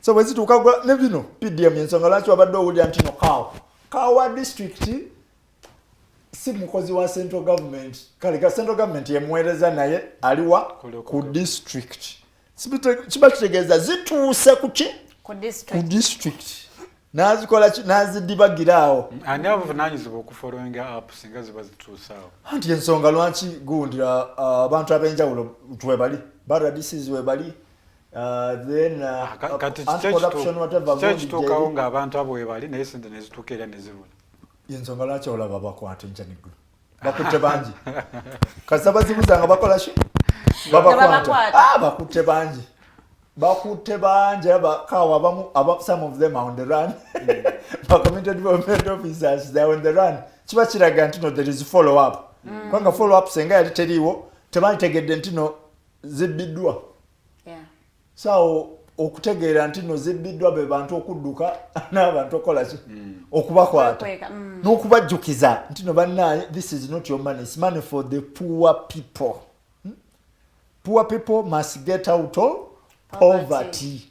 Naye those technocrats era okuddamu ekibuuzo kyo still so government ku luno tebatalizza as I talk now. I God Prime Minister alina initiative ye tosula akusibirawo bagize aliwo gundi wuyo mu mutwale kugamba they have tried and they are still what okulaba nti no omuntu alaba ekyatuuse mu district y'egindi naye akuba people upbringing because you know something is not yours why do you touch something which is not what yours mukolo mukoza kambuzeeko nakano olowooza nti throwing money at poverty is the best approach to alleviate poverty? Webale nnyo throwing money. So in this case it's like a loan to a circle. For me oga kale kangambe a grant kale grant from government, let's call it a grant, yes. And a loan to members whatever. So if you are to look through all the initiatives ezibaddewo by economists badde bavaayo ne bakola ki ne bazicriticizing. So I thank this government until no ewuliriza so bagamba nti no cash endokwa mbi ne bagamba katugezeeko ki approach eno bakafulu ne bavaayo ne reports eziri voluminous ezenkana bwe ziti ne bagamba you are messing up ABCD try this ne bakikola ki omanyi bw'oba tonnatuuka want you use all the strategies no gamba what is my problem, you have to first identify your problem. My problem is poverty. What is causing my poverty? ABC. How do I get out? Did we understand what causes poverty? We understand what causes poverty? mindset change, they are dealing with it. Because if you parish development model, waliwo gondi mindset what? Change. How? I remember people have been given cash and they have become more poor. Olulumu wasente nagamba kamende ngulire girlfriend wange kamutwale ko Zanzibar kanjira that kind of thing. So excitement in the end. After a month, you had the 20 million. There is nothing. Kangule ku motoka na motoka ene duketi akalimi kankamaleyo snap an accident. So mindset what? Change ntino ne wolwa oyina obukadde 10 ku account toyina ku papa. You have to settle and you plan. You meant to know how do I use this to make me reach my desired what? End. That is where the challenges are. But government yachizuula ntino mindset is what? Is the challenge. Waliwo n'abatakikiza gwe n'alabanga reaction. Nasente zituuse ku account. Nasako ziba zigambwako. Naye one thing I credit myself where one. When I was still in the machine, the trying enkola. Air control. Nga tugamba you first get halfway. Otunyonyole. Otuensasanya yachi. Yes, before we can recommend to the bank. We write to the bank recommending bakwezili. Ezisigaddeyo. Naye manyi kyetwajjamu. Ata sisa yagala kulya sente za. You can imagine it was a control measure which helped us. When I reach Kayunga, twasanga nga bazimeketa zonna. Nga tuli mu kukwata bantu. Oli yadukide ku bizinga. Kati, part of the, okay, when Badembo is the causes of poverty, a part of it would both agree that zibedanga misoro taxes. Because the taxes are high. People literally, kasente kagwera mwebyo. It's ours in Obogede waka. There are people who are living below the poverty line, which is I think $1 a day, 3,000. Yes. But above soap is 8,000, more than twice the amount of a daily living. Yeah. So, as a government, would you look at such mechanisms, at maybe reduction of those taxes, to look at people being able to sustain those finances? Because in Ebwazifuna, let me tell you, I cannot see the one that Taja Kubanga Susan Jarabanga Tagenza Kusomero, Unafuna says Nomga agenda Simbeka Sori Kutakariataina. So do you look at things like taxes as part of the reason why people are poor? First and foremost, according to economics, taxes lower the profit margins. That is established. That one is established. So taxes are so useful in a country. Kati onaba, bana Uganda. Bajja kugamba nti no tetulina sente daye to patriotism. Some people evade taxes. Ngate they can pay. But some taxes are unavoidable. I'm saying no. You just can't live with tax avoidance is not a crime. Yeah. If you know that if you invest in this venture, they will tax me and you avoid it. Evasion is... Na evasion, okoze chintu ng'olina okuwaayo, so nze ndi ku evasion. So kyokala ddala tuweeyo ki emisolo, lwaki tulina okuwaayo emisolo? Gye kijja okurunninga. Ku kibuuzo ky'ombuuziza nti no. Ne bannayuganda tebannagaanako okuwaayo emisolo. Naye emisolo gisusse mingi. It is not that we don't want to pay taxes. If anything, we cannot live without taxes. Don't. Because the nakuzo ntizikyali direct nti bajja ne bazikusoloza. They put it to products that you must live with. You cannot live without. Some don't. Some don't. We have very many serious businessmen, by informer, by URA, they balopie, never penalizing seriously. Nga he can. Now is what? Trying to. Very many. But that is a lesser percentage compared to cases now. I know why you want to drive me. If you are to reduce it, first and foremost, is suicidal to an economy. Okay? Because in the end, they will run to government who are not here in Africa. Government, omuntu alemera n'okulima ekkubo erimutwala ewuwe n'alinda government egirechi. Only responsibility, someone will say, government. For them, everything will be government. So kati for government, maybe chawali ngambi chechino ntino, the people concerned should be maybe more patriotic. Bagalebe bakola. Okay? Let them think of serving people more than serving what? Themselves. Because if money is collected, and maybe service netatuka to me wali at the point of what contention nato gamba ntino tebalina kolachi bakendezeko siba kitegeza ntino services ezimu tezijja kolachi angenda ko ekyokulabirako during covid government workers were earning covid ole yasoka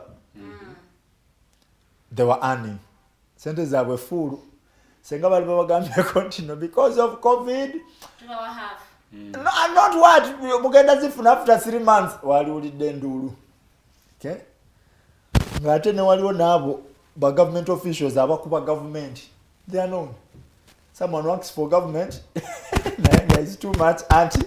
It's not anti. No, I'm just giving an example. No, I'm just giving an example.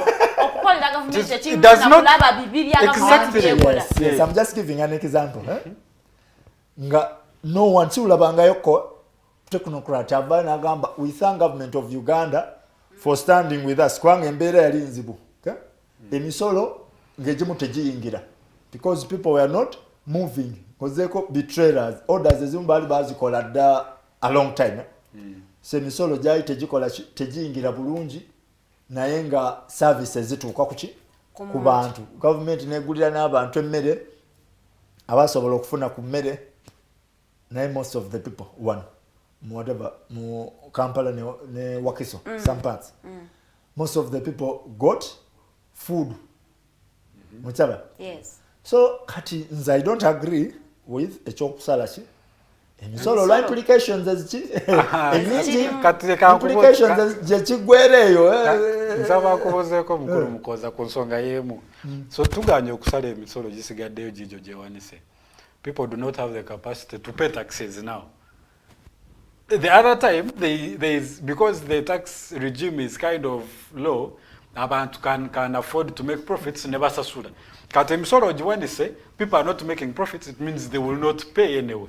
So in which case now economy still even goes worse. Now, so which one now do we go with? Now let me remind you of some basic economics. Because I'm sure, let me assume that you did some economics. A bit. At high school.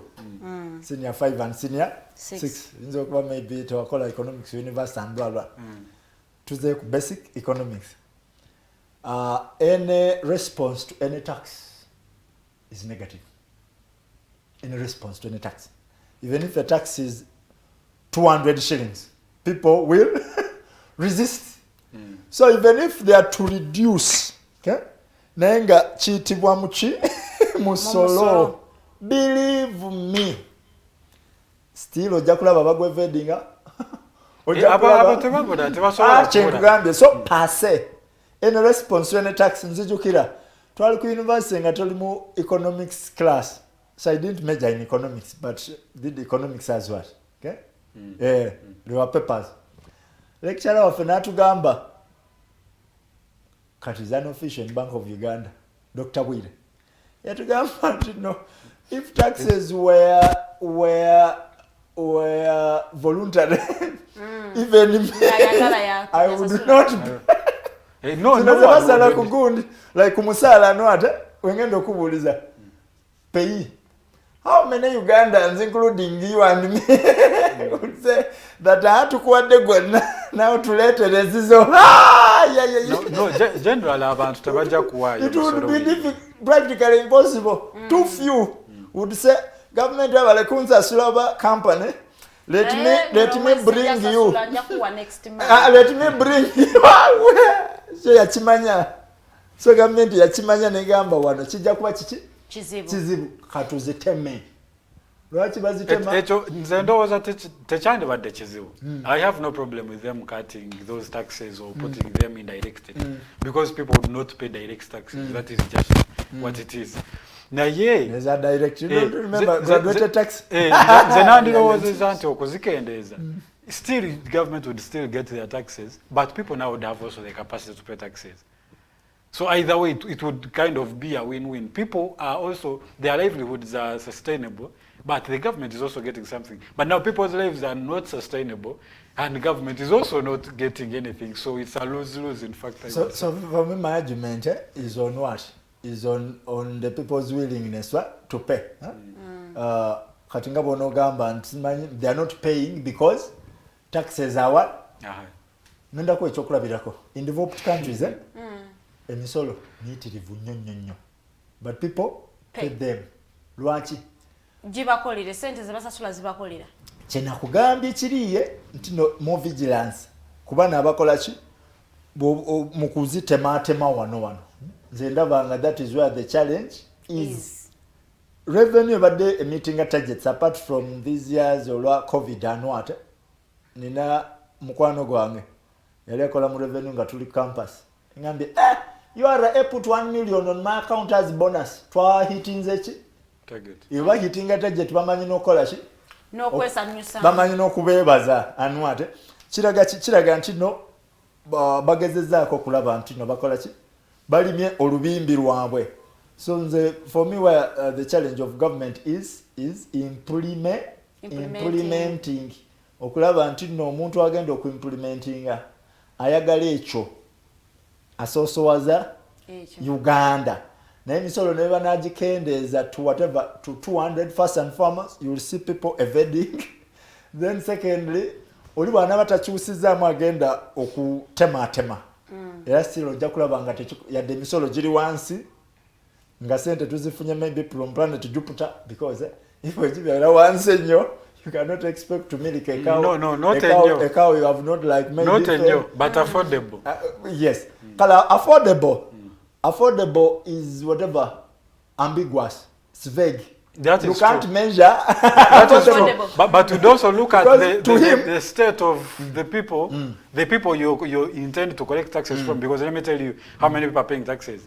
They are most likely in central Uganda, in Gurudi, town or city, Mbale, Mbarara. Those are the people who pay taxes. And not everyone in Uganda, because remember the informal sector contributes more. Like it used to be 60%. Yeah. It used to be. So Katwe new people in Katwe tujja kumanya byayingiza. So taxing that person will be very what? Hard. Then waliyo ne companies ezimu sijja kulumamu. Some foreigners genda bogera. Bayine books of accounts za mirundi ezo ebiri. When tax authorities come, they present this one and they show that they are not making what? Profits. Profits. Yet in that sense for them they have two balance sheets. Bayine yabwe entufu. Can we have access to your books of accounts? They are here, madam. Oh, you see, COVID did blah blah. So those include challenge eyo bunato kinogedde ddagala zi government neyeri eya informal sector okulaba nti no they can be taxed okustructuringa informal sector. Waliwo abantu bangi nnyo nga bakola amasigiri nga musigiri omwo afunyeemu sente nyingi naye nga is difficult era abamu bana local councils beba bafunamu agamba ozze mu kitundu kyange wano nkufunye oyo nabanga utasobola kola shi nkwanga kati for revenue ngena afuna tax esooka negira ki neraba nekola assessment so kati ababamu kiri tricky engeri gye ba operatingamu ya kimafia nnyo tugamba omulabaawo so kati those people need to be structured oli ategeere nti no on a good omwaka turnover yabwe yeno. Some of them tawamanyi na turnover yabwe kati now dealing with such okay. Ate nga abamu sente ezo nyingi kati white collar person abatalina gondi musajja watu mukazi watu akola mu bank baba azitemye dda waliwo agambye nti the PDM is a good idea as projected by the government, but the reality is that planning and implementation is on a wrong note, and I wonder whether the planners and advisors say and know the reality. They know. Planners and advisors, do they know what is on the ground? One wonders, how do you give money to a family that is sleeping on an empty stomach, no school fees, sick children, and you expect them to use the same money for development? Indeed, they are unexpected. Yeah, but first and foremost, this money, Baba Gamba, like for me, come workshops, Nyoga money is not for kwanjula. It's not for kugula nyama ndudo kulia kuchi. Kunyama nduade.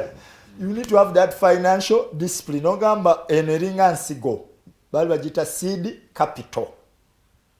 It's money used to create more money. So kati ensigo gwe bonabo jijize echi buli omu yetaaga. Apart from a few. Maybe royals and what mu Buganda bagamba nno buli omu monako okujjako abalangira and what abali bali abedda and what used to whatever naye almost everyone is what needed. You have needs. I have yes, I have needs. You have so bomanya nti no, this money is for this activity. Since byebisibi abantu send this activity mwali mwazi diverting you see, you know, you realize okay? So bibuzo like bingi byenkwasaganya in the same time. Implementers, I mean planners, no. That's why they came up with such an initiative. Whichever. So kati I will dwell much on this person agenda okusula enjala ezesente siza kugula nva nungi, siza kugula mere nungi, siza kusasula fees bono zisasula mu fees. Byonna byembabulira bino I have practical examples, but time cannot what allow. Bagamba nga abakyala nga tebanaba sente nti no, some of you husbands, some of you abamu mwafuna wrangles ne bami bamwe ne banawula nti no mufunye, they will come and sweet talk you. Okay? Naye know this, siza kwesanyusa. Sabakyala abamu waliwo abasajja nga balina akalimi. Mama gundi banna enaku zino ng'olabika bulungi. Nange afterwards nazikugjako nazitwalira abakazi babaki abalala. Time for whatever payback. Nga tewali ki oli n'agamba government eno mbi bannange. Omuwala wange bamusiba. Naye the thing is government yamuwa sente yembi oba muwala watazikozesa yaki ye mubi. So kati bw'ogulamu enva z'ekyeggulo ojja kufuula gavumenti okuba embi kubanga eyagala kujja muki mu bwavu. Nze njagala ogisoomooze. Senga buli muntu yenna yali agikola agamba zenfunye za kino ne bazikiteekamu, we would be far. That one ndi ku kamera, Uganda would be very far. Naye kati oli yekubako njawulo. Kintu kyagala mujja mu bwavu ate naye kubako ki enjawulo. Omuntu ayagala okujja mu bwavu has reached somewhere. Tosobola kujja muntu mu mbeera nga kwegamba naawe okyali awo. Agamba obwavu tumanyi bukola buluma, naye bw'oyita wano osobola okutuuka eri. Naye kintu bakikuwadde kigenda kukola kujja mu bwavu. Ate nkoyo okulya ku gundi ku kyennyanja kangendeke mulungu. Naayise ekyennyanja kya mitwalo 4. Nudde simanyi okukola kika netwaleko out kangendeko Esese Beach. Kamba in the end. So if you put that money to use, ekibuuzo ekyabuuzizza ojja kulaba nti no tewali gundi mbeera efaanana bwetyo. So generally you'd see that waliwo engeri, there is some level of follow up. Naye omuntu okuva ano, that last person, the education and the information is very important to a person who sleeps on an empty stomach, to tell them that look, zino sente sizanva zobadde oludde okulya. And it is true that is on the side of the people, but it would also need some input of the government to make them understand that look, here is a thing, here is where we want to go, and this is how far we go, this is how far we have come. Anyway, time is fast running out, so I'm going to ask for, I think there is one Myoga money is not for Kwanjula when it is still on government accounts. What? But it's on people's accounts. People's accounts, not government accounts. But the moment it crosses to poor, yes, trust me over to natural to gamba. To Jacob Zillian, I'm saying, when you do a chat to Lomizo Wavu. I think you have close to no, that is the beneficiaries. Now that person is a beneficiary. This man will get you out of poverty.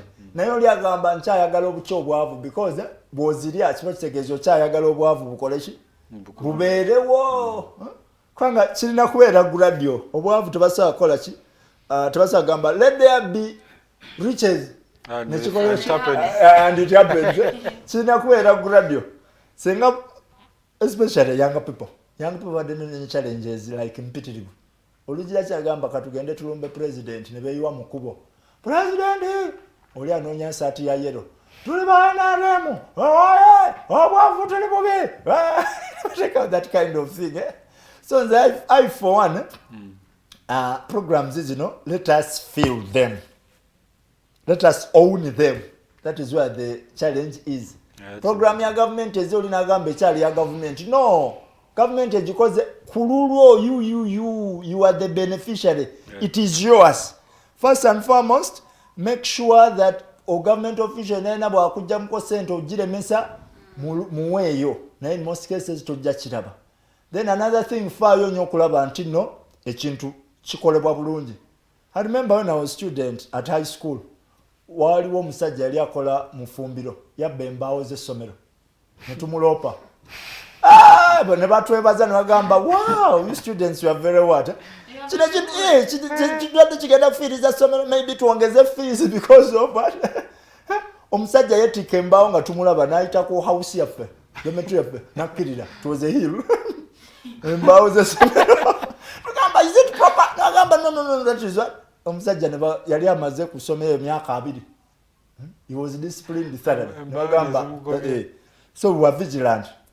So the reason is why government initiatives are failing. Njagala muna Uganda jirechi willingness muntu yamba government or government no waliwo bantu bebamu bebafuna. That information is so good. Usually they are the same. Gamba ntino waliwo abagagga abakola ki abachenyigiddemu anwad mubaweeyo bulungi ogambe ABCD olone ku evidence bafune batandikire ekyo kijja kuyamba government ejja kusobola okola ki okuyamba naye bonobeera ogambe programs za government ezituyamba kamba bulire nebe zibayambye the good thing records zibeerayo records zibeerayo linajja nagamba I've never benefited from this government for the 37 years ogamba taganjulako omwaka bwe guti ndo kulabanga omuntu oyo yafuna endokwa omuntu enafuna enkoko nazitunda you can imagine nomubuza ntino senga wali ozirunze ngabo wasaba kwanga ngatebana kuwa nkoko bakulambula nogamba nine kiyumba everything is what fine I can handle bwebakuwa again I cannot handle nozolaba double standards tuvemu double standards government programs if they're geared towards poverty alleviation let us think about ourselves tubere na ambitions okay wano njagala okweraba nga nfunye gundi eno ng'abamu abakikoze mbebaza era mugende mu maaso nga muwagira programs ezo muleme kuzivumirira because some of the opposition politicians boys byabwe whenever bavumirira nga bafuna political capital so for them imagine politics buli omwa inengeri jazanyamu ebyofuzi bye ambaka ngende mbasige Tommy bansimbire line so kati gwe mu Uganda tunulira ki kigenda kujja mu mbeere eyo omuntu yenna bwana kugamba no government program eno jizire jukira omukulembeze we abakulembeze abasinga obungi balina kabalinawo balina amayumba balina amamotoka abana basomera mu masomero nga basasula se kakadde genda waggulu abamu tebasomera kuno abamu ababo basomera mu international schools nga basasula na mu dollars gabo bali bulungi nga gwoli awo MP waffe yatugambe tetulina girabere kansala waffe simanyi yagize tunulira enkulaakulana oleme kutunulira ki kubanga obwavu bwo tebusosola oba oli wenaremu oba oli wanuupu oba oli FDC oba oli muki bujja kuluma naawe ogambe nti nobunnumye So abatulaba zonjagala okutwala omukisa guno okwebaza yonna bonna abatulaba ne station eno Digitalk okumpa omukisa guno okujja okubuulira bannayuganda ebigenda mu maaso kati emirimu gy'enkola whatever. I tell people to support various government programs. Nze ng'omuntu. I don't get to pay for that, but I want people to get involved in what? Government programs. Baziwagire. Nkolagana wamu nayo. Though I'm not earning directly from government, I work with okulaba nti no programs of government zikola chi. It's rare to find a person like me because these days especially younger people you so find younger people agamba nafunira wa so nabadde batuwuliriza sirina wenfuniramu naye wenfuniramu wano ng'abantu bavudde mu mbeera.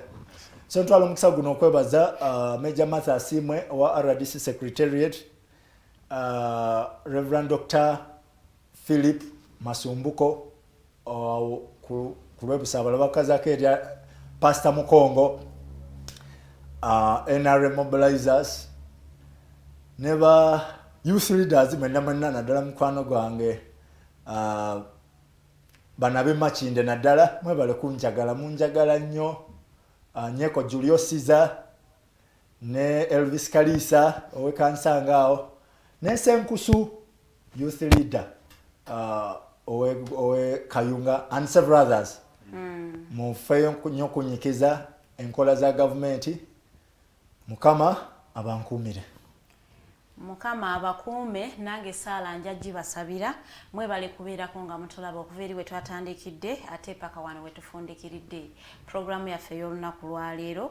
Enkya ngenda kubeera wano n'omumbejja Lilian Lowedde ate nga tulina omugenyi gwe tunaaba tufunye nga twogerako ate ku nsonga ez'enjawulo kwawukanako ku z'olwaleero. So gwe munnaffe ali mu kubenefitinga okuva mu parish development model oba benefitinga mu youth livelihood fund program oba wali mu myoga katusuubire nti esente bwe zikutuukako ozikozesa ekyo kyennyini kyewawandiika ng'osaba essente ate era n'ofaayo okuzizzaayo kubanga ebiralooni n'abalala ba benefitinge. Nkoze n'omukulu Rogers Tuyahabwe ate Katoto Musime yatudde ku kamera, omukulu Mukose Ronald Anthony yabadde mu control room. Mbadde balabi balungi mubeere ate n'olunaku olulungi.